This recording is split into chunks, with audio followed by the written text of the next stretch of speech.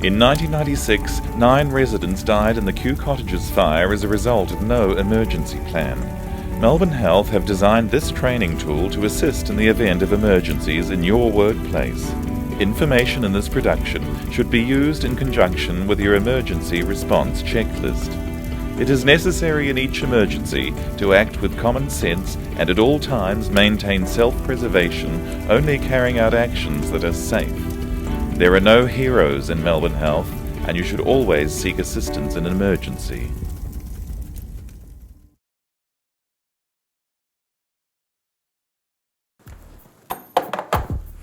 In the event of any emergency, always seek assistance. What is the emergency number your workplace uses? Is it 444? Is it 000? Are you required to dial 0 before dialing your emergency number? Ask your supervisor or manager now. You can never make a mistake dialing the emergency number for an emergency. Do you have an ASCOM, deck phone or a two-way radio system for emergencies? Use these to alert other staff of the emergency. By using your duress systems, you will be arranging assistance.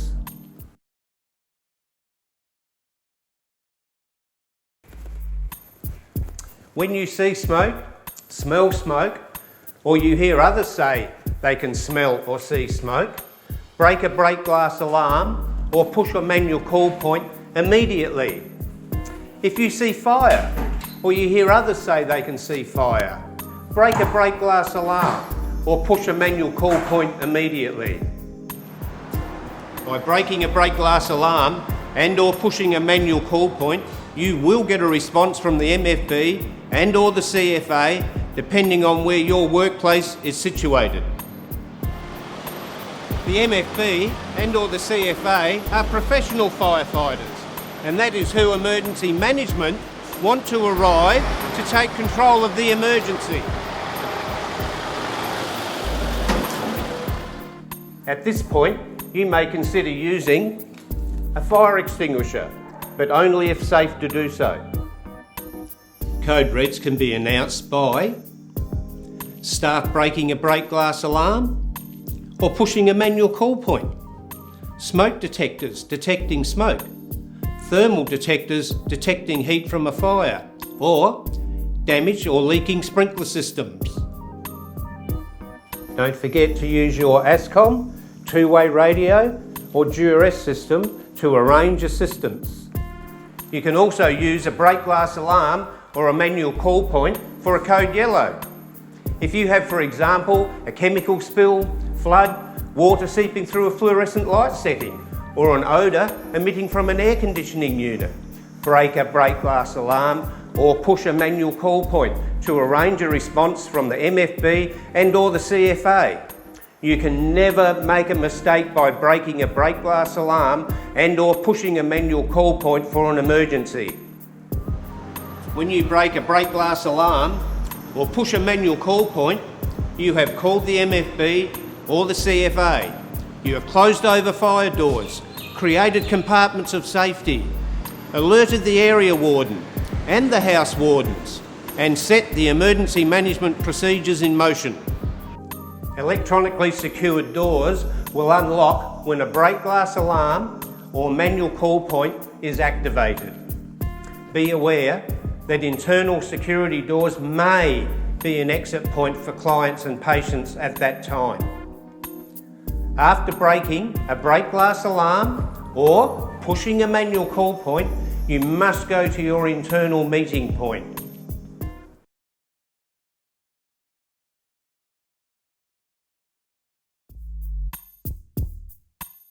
Area wardens wear a high-vis vest in emergencies. They want you to go home the way you came to work, alive. Listen and follow their instructions. This could be directing you to an external meeting point.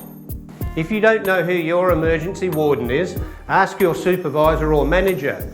You may see a photograph or the name of your area warden at your internal meeting point.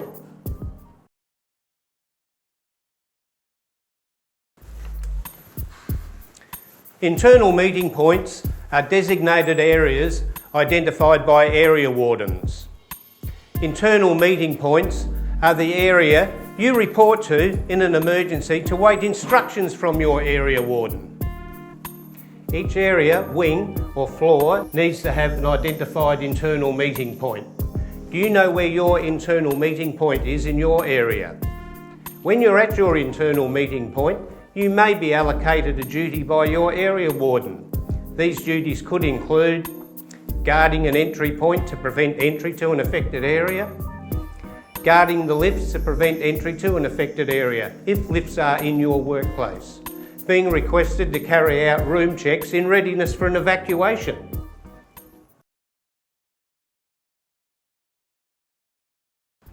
Fire doors are divisions between each safe fire compartment. This is your pathway to safety. Fire doors are clearly identified. Fire doors have a safety rating.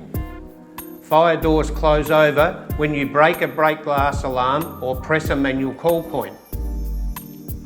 Your best first step is to make your way beyond a fire door. From there, you will have time to think of your next action.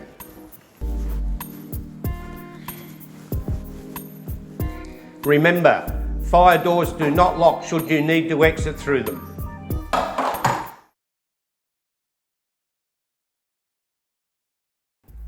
By following exit signs, you will be led to the next fire door or a safe exit point.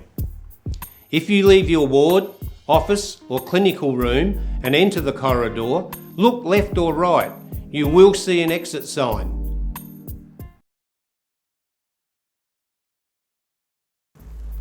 Evacuation plans are a map of your area or floor.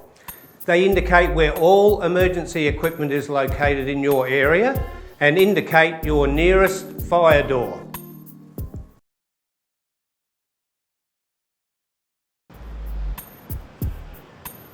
RACE is an acronym and is to be followed in an emergency in your area.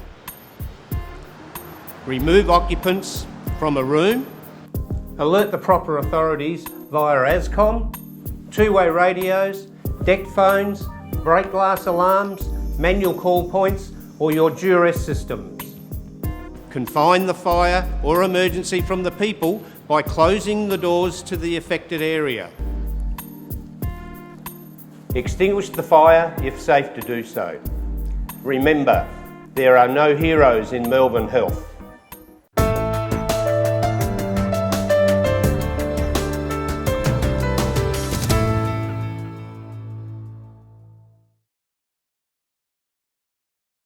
In emergencies, alert others using your communication equipment. Activate the nearest break glass alarm or manual call point. Close the door to the emergency. Meet at your internal meeting point and take instructions from your area warden. Assist in evacuating to the next fire compartment beyond the nearest fire door. This could be outside.